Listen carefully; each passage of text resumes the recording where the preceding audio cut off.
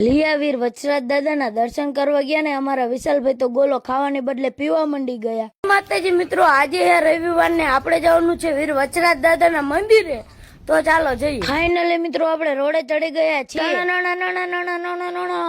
Finally મિત્રો પહોંચી ગયા આપણે લિયાવીર વચરાજ દાદાના મંદિરે। પછી આપણે આવતા રહ્યા લિયાવીર વચરાજ દાદાના મંદિર ઉપર ને પછી આપણે કરી લીધા વીર વચરાજ દાદાના દર્શન કરીને આપણે થઈ ગયા મેળા અંદર એન્ટર ને મંડી ગયા આપણે રખડવા।